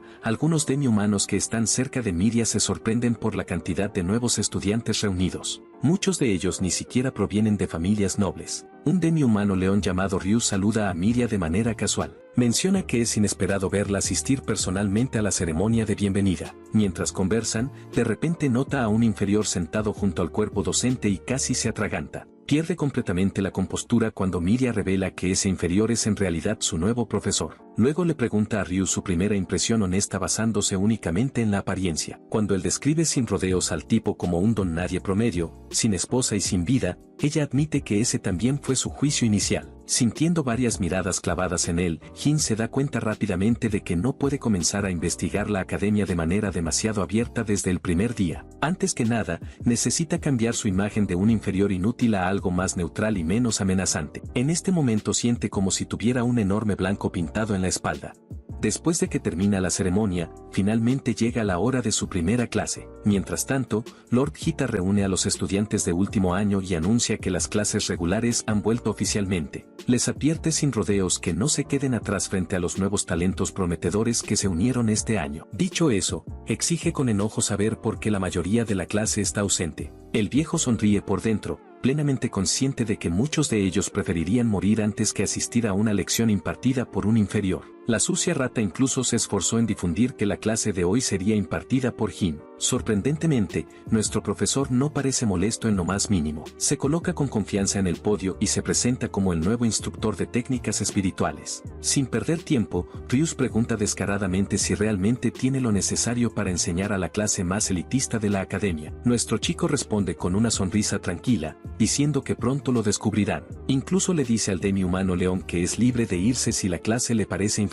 Con eso establecido, impone inmediatamente una regla. Les dice a sus estudiantes que jamás deben usar poder divino contra humanos bajo ninguna circunstancia. Para aclarar su razonamiento, explica que el poder divino fue diseñado para suprimir las habilidades de regeneración de los invasores. Sin embargo, los humanos se recuperan normalmente después de ser heridos, revelando que su verdadero propósito siempre fue eliminar invasores. Al escuchar eso, un bocón al fondo comienza a burlarse de él, llamándolo blando porque supuestamente no posee poder divino. El mocoso insiste en que tiene todo el derecho de usar su fuerza como le dé la gana. Un poco molesto, el profesor Jin lo invita a probar si realmente es tan débil como dicen. Justo en medio de la clase le dice al estudiante que lo ataque con su movimiento más fuerte. El chico sonríe con arrogancia y declara que nunca volverá a asistir a clases si el profesor siquiera logra rasguñarlo. Aprovechando la oportunidad, conjura una lanza de relámpago cargada de energía. Incluso Lord Hita se pone tenso, preocupado de que el aula no sobreviva a un ataque tan imprudente. Sin dudarlo, el estudiante lanza la lanza directamente contra Jin, levantando una enorme nube de polvo por toda la habitación. Todos asumen que el inferior fue destruido, pero entonces una espada sale disparada desde la nube de polvo y se clava en la pared detrás del estudiante, apenas rozando su cara. Jin declara con calma que la espada podría haberlo atravesado completamente si realmente hubiera querido matarlo. Con eso, entrega su primera lección del semestre: nunca juzgar a alguien únicamente por su apariencia. Rus observa en silencio, preguntándose si esa técnica siquiera calificaba como un arte espiritual. El profesor Jin continúa explicando con naturalidad que a los inferiores se les llama así porque se les considera débiles. Luego, como alguien claramente muy por encima de ellos, pregunta qué lo convertiría a él entonces. Su aura se eleva hasta el máximo mientras responde su propia pregunta, eso es lo que se llama un maestro. Después entrega una segunda lección. Le pregunta al mismo estudiante si sabe cuál es el criterio necesario para activar las artes espirituales. Actuando como si fuera conocimiento básico, el estudiante responde que todo se reduce a una imaginación vívida. Si imaginas algo con suficiente claridad, los espíritus lo ejecutarán. El profesor Jin coincide en que la imaginación es importante, pero añade que hay un elemento crítico que todos están pasando por alto. Explica que los espíritus responden a diferentes longitudes de onda y que son estas las que realmente activan sus acciones. Existen 8 longitudes de onda principales en total. Entre ellas, ignición, descarga, curación y congelación son las 4 que la mayoría conoce. Sin embargo, también existen el control de gravedad, el control de luz, el control de la atmósfera y la manipulación espacial. Lord Hita casi se atraganta al verlo usar las 8 con tanta facilidad. Con esa revelación, nuestro chico comienza formalmente su primera clase real. Más tarde esa misma noche, contempla por dónde empezar su investigación sobre los secretos de la academia. El campus está lleno de estudiantes en cada rincón. Después de la demostración en clase, él es el principal tema de conversación. Si quiere respuestas, necesita acceder a algún lugar donde los estudiantes no puedan entrar. En su camino se cruza con Miria. Sin dudarlo, ella le exige directamente que admita quién es realmente. Él responde preguntando cómo podría ser otra cosa que el supuesto inferior que todos dicen que es. Ella admite que eso tendría sentido si no fuera por su capacidad para controlar las 8 artes espirituales con tanta facilidad. Ni siquiera la mayoría de los demi-humanos es capaz de hacer algo así. Nuestro chico se encoge de hombros y le dice que no es tan complicado, comparándolo con cambiar de pestañas entre diferentes longitudes de onda. Por supuesto, él sabe que en la práctica es mucho más complejo de lo que suena. Ella le pide continuar la conversación en un lugar privado. Una vez que están solos, vuelve a preguntarle quién es. Esta vez él afirma que simplemente es un humano que fue puesto en criosueño bajo la aldea Kadama durante unos cuantos millones de años. Para seguirle el juego, ella le pregunta qué hacía antes de esa hibernación. Jin responde con sinceridad que servía como agente de fuerzas especiales para su país. Aunque han pasado milenios, recuerda esos días con claridad, como si hubieran ocurrido apenas hace unos años. Intrigada, ella insiste y pregunta por qué alguien que luchaba por su nación terminaría sellado en criosueño. Él se entristece y admite que falló en su misión.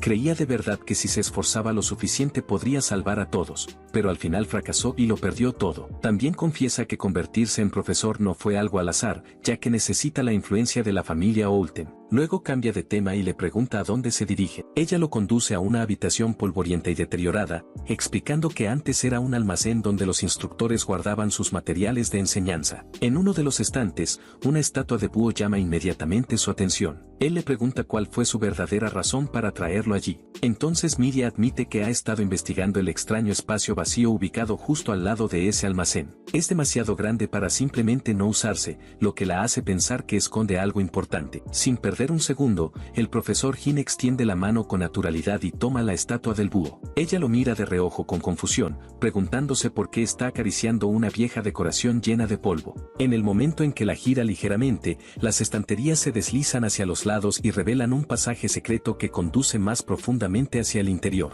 Él la felicita con calma por haber acertado sobre la existencia de una habitación secreta. Miria se queda sin palabras, incapaz de entender cómo resolvió el mecanismo tan rápido. Nuestro profesor explica tranquilamente que notó que el búho era el único objeto limpio en una habitación cubierta por gruesas capas de polvo. Después de eso le dice que se quede atrás mientras él entra solo a investigar la cámara sospechosa. Sorprendida, Miria declara firmemente que lo acompañará. Él le recuerda que podría haber un invasor peligroso dentro y que quizá no pueda protegerla. La rubia deja claro que sus habilidades no deben subestimarse. Afirma con confianza que está muy por encima de todos los demás en su clase y que solo su hermano podría superarla en habilidad. Al escuchar eso, decide creerle. Los dos descienden con cuidado por la deteriorada escalera, que se extiende mucho más profundo de lo que ambos esperaban. Miria aprecia en silencio lo conveniente que resulta poder controlar la luz con tanta facilidad en la oscuridad total. Jin bromea casualmente diciendo que el lugar parece la mazmorra perfecta para que aparezcan monstruos en un videojuego de fantasía,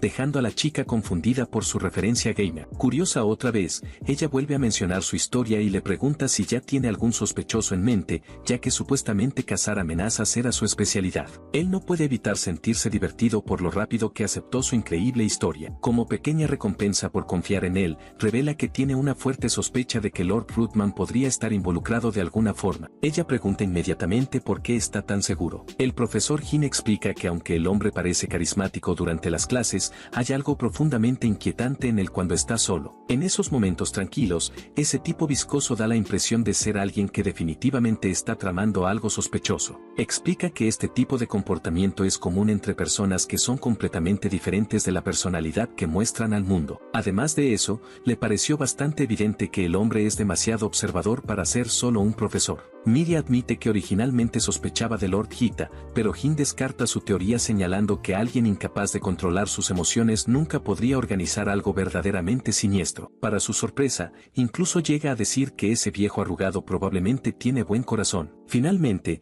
los dos llegan al fondo de la escalera, que se abre hacia un enorme salón lleno de polvo. Los ojos de Miria se abren con sorpresa al ver el gigantesco laberinto escondido directamente bajo los terrenos de la academia. De repente, Hin se detiene porque él también está igual de sorprendido. Ni siquiera en su imaginación más salvaje esperaba encontrar el laboratorio de Kagura oculto en un lugar como este. Cuando Hin observa las puertas protegidas por nanomáquinas, que la gente de esta era simplemente llamaría espíritus, se convence de que este debe ser realmente el laboratorio de Kagura. Miria se pone nerviosa porque aunque llevaba mucho tiempo investigando, nunca logró descubrir esa enorme puerta que había permanecido oculta bajo la academia todo ese tiempo. Hin le explica que la gente común necesitaría una llave de acceso especial para abrir una puerta así. Recuerda cómo Akama heredó esa llave en la aldea Kodama y cree que alguien en este lugar debió haber heredado una similar de la misma manera. Sin embargo, Hin ya sabe que él mismo posee acceso total automáticamente, así que levanta la mano con calma hacia adelante. El sistema de bloqueo lo reconoce inmediatamente como la persona con el nivel más alto de autoridad y desbloquea la puerta.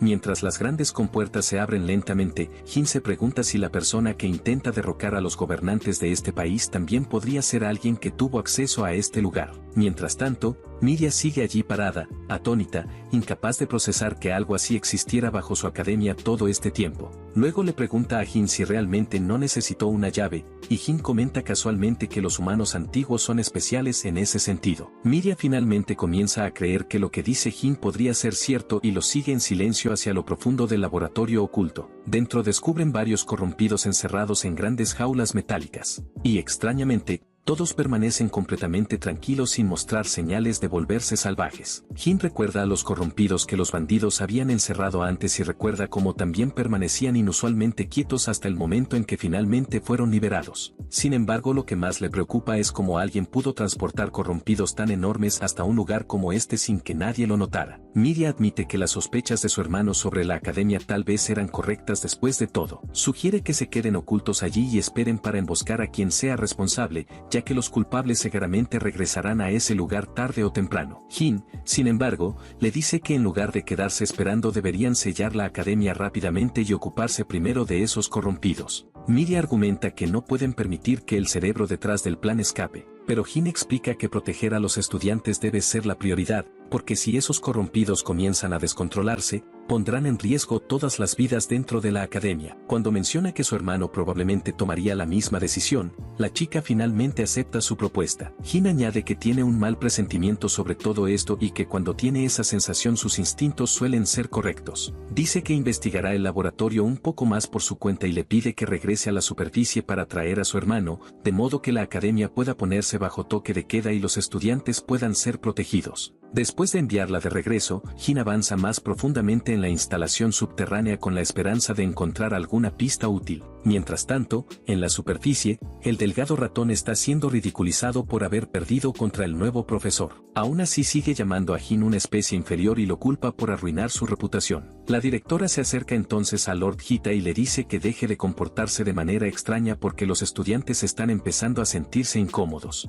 Él queda humillado públicamente por la directora, quien luego pregunta por Lord Ruthman, que ha estado desaparecido desde esa misma mañana. La directora se siente abrumada, pero la ausencia del hombre gordo solo la preocupa aún más. Justo entonces nota una nube oscura formándose sobre la academia y se pregunta qué acaba de suceder. Mientras tanto, Miria corre hacia la superficie, pero cuando sale por la puerta se encuentra cara a cara con Lord Ruthman, el hombre gordo que había estado desaparecido desde la mañana, ahora con una expresión completamente malvada que deja claro que está tramando algo. De vuelta en el laboratorio, Jin examina unos extraños portales rojizos que parecen latir como si estuvieran vivos. Se pregunta si esa cosa realmente está viva y si fue Kagura quien la creó. Luego encuentra el cubo de mensajes que Kagura dejó atrás junto con el inyector de nanomáquinas. El humano antiguo espera que el cubo contenga pistas que lo ayuden a entender y resolver la situación actual. Lo activa rápidamente y aparece un holograma de Kagura sosteniendo tranquilamente una taza de café. Kagura ya esperaba que Jin llegara a esta instalación antes que nadie, ya que este laboratorio es el más cercano al lugar donde él despertaría. El científico explica que en este laboratorio estaba desarrollando un dispositivo que los humanos nunca habían logrado crear, ni siquiera cientos de millones de años atrás, y que una pequeña parte del poder de ese dispositivo fue sellada dentro del inyector para que Jin pudiera usarla. Se elogia a sí mismo por ese logro antes de revelar finalmente que el increíble dispositivo al que se refiere es en realidad un dispositivo de teletransportación. Jin nunca habría imaginado que Kagura fuera capaz de construir algo de esa magnitud, pero ahora todo empieza a encajar. Argus mencionó que los invasores aparecieron por toda la ciudad de la nada. Las alarmas empiezan a sonar en su cabeza, porque quienquiera que posea este dispositivo probablemente está detrás de todo, especialmente con todo un zoológico de monstruos encerrados aquí abajo. Entonces nota algo extraño en el mensaje grabado del científico loco. El dispositivo de teletransportación original era de un color azul puro. Si eso es cierto, entonces ¿qué demonios es este dispositivo rojo que está frente a él? Justo cuando el reloj cercano marca las 12, el aparato se activa con un zumbido violento. Jin se prepara, listo para lo que sea que esté a punto de salir de él. Pero en lugar de eso, todos los invasores dentro de las jaulas desaparecen instantáneamente en el aire. En la superficie, Argus y los caballeros sagrados presencian su peor pesadilla desarrollándose en tiempo real. Cientos de invasores caen del cielo sobre la capital real, como si acabaran de aparecer en una partida de Battle Royale. De regreso bajo tierra, el hombre gordo y grasiento se vuelve hacia Miria con la sonrisa más perturbadora imaginable. Con tono burlón le pregunta por qué parece tan tensa e impaciente. Miria le dice fríamente al cerdo responsable de todo esto que se aparte, a menos que esté buscando pelea. Genuinamente sorprendido, Lord Ruthman admite que sospechaba que ella lo había estado investigando desde hace bastante tiempo. Desafortunadamente para ella, simplemente lo descubrió demasiado tarde. Cuando Miria exige saber qué significa eso, él declara tranquilamente que el día del juicio ha llegado. El calvo explica que originalmente planeaba retrasar este evento, pero las dos ratas que estaban husmeando en su laboratorio lo obligaron a adelantar sus planes. Más específicamente, se dio cuenta de que la verdadera amenaza para su gran plan es Jin. Todos sus instintos le decían que el nuevo instructor se convertiría en el mayor problema imaginable. Al igual que el hermano de Miria, sin necesidad de confirmación ya sabe que Jin fue quien descubrió el pasaje secreto. Decidiendo que ya perdió suficiente tiempo hablando, concluye que lo mejor es eliminar a todos los testigos allí mismo. Miria casi se ríe ante la idea de que él cree poder derrotarla. Una sonrisa demoníaca y perturbadora se extiende por el rostro de Ruthman mientras presume del poder inimaginable que ha reunido. Lo que no se da cuenta es que una chica se acerca sigilosamente detrás de él con una olla más grande que su propia cabeza. Miria suda nerviosa, dividida entre el miedo por la chica y la duda de si ese ridículo plan realmente funcionará. Sin dudarlo, Akama golpea con todas las fuerzas que sus pequeños brazos pueden reunir y aplasta la cabeza llena de grasa del maldito gordo. Miria la mira en shock y quiere saber cómo demonios encontró ese lugar. Akama explica rápidamente que vino a buscar a Jin. Afuera hay un caos absoluto y será imposible salvar a todos sin su guardián. En el camino se encontró con otra estudiante nueva llamada Kudo. La chica mencionó que su profesor había entrado al almacén no hace mucho. La nueva chica se siente un poco culpable por haber dejado inconsciente a un profesor, pero Akama insiste en que ese tipo lo tenía bien merecido. Además, como nunca vio sus rostros desde atrás, podrían fácilmente culpar a la princesa rubia si las cosas salen mal. En ese momento Jin finalmente llega a la parte superior de las escaleras. Preocupado, pregunta qué pasó, solo para ver a un cerdo flácido tirado en el suelo como si fuera un bolo derribado. Akama lo saca rápidamente de su sorpresa y le informa que la ciudad afuera ha caído en un caos total. Él no se sorprende en absoluto, porque ya sabe que solo hay un destino al que los invasores del laboratorio pudieron haber sido enviados. Miria se queda pálida al darse cuenta de lo que significa, y los tres corren hacia afuera sin perder ni un segundo. Incendios arrasan la ciudad y casi la mitad de ella yace en ruinas. Ciudadanos aterrorizados corren en todas direcciones mientras el infierno se desata. Entre todas las criaturas invasoras, un monstruo que parece una versión gigantesca de Vilgax destaca como el más fuerte de todos. Ver su querida ciudad en ese estado deja a Miria completamente sin palabras. Mientras tanto, Jin vuelve a sentir el peso del fracaso aplastando su pecho, pensando que debería haber destruido el dispositivo cuando tuvo la oportunidad.